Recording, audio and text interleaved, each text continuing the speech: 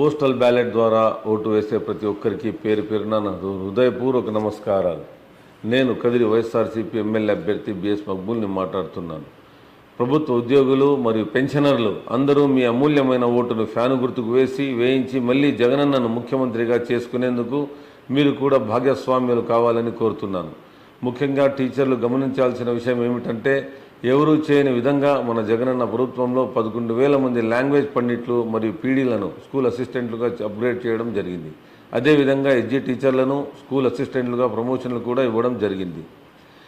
అంతేకాకుండా 98 డిఎస్సీ అభ్యర్థులకు minimum time scale కింద ఉద్యోగాలు ఇవ్వడం జరిగింది. అంగన్వాడీ వర్కర్లు, హెల్పర్లు, ఆశా వర్కర్లు, మున్సిపల్ పారిశుద్ధ్య కార్మికులు, హోంగార్డులు, 108, 104ల డ్రైవర్లు, ఇలా వివిధ ప్రభుత్వ ఉద్యోగుల జీతాలను పెంచడం జరిగింది.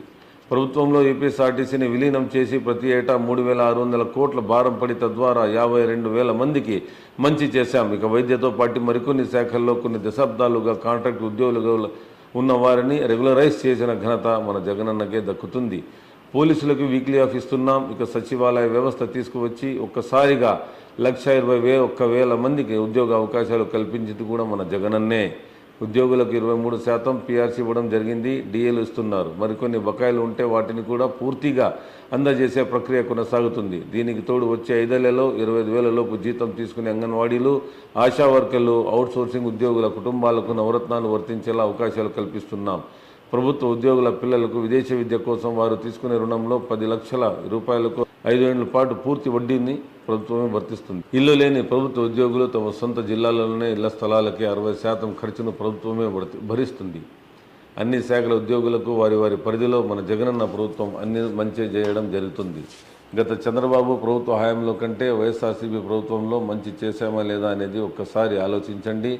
ఉపాధ్యాయులు, పోలీసులు, అంగన్వాడీ అక్క చెల్లెమ్మలు, డిఆర్డీఏ ఉద్యోగులు, వైద్య ఆరోగ్య శాఖ ఉద్యోగులు, అన్ని శాఖల ఉద్యోగులతో పాటు 85 ఏళ్లు నిండిన పెద్దలు, మంచానికి పరిమితమైన దివ్యాంగులు, ప్రతి ఒక్క పోస్టల్ బ్యాలెట్ ఓరును నమస్కరించి వేడుకుంటున్నాను.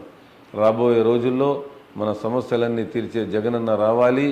అదేవిధంగా కదిరి నియోజకవర్గ అభ్యర్థి అయిన నన్ను మీ అమూల్యమైన ఓటు ద్వారా ఆశీర్వదించాలని కోరుకుంటున్నాను. ఇట్లు మీ మక్బూల్, కదిరి వైఎస్ఆర్సీపీ ఎమ్మెల్యే అభ్యర్థి.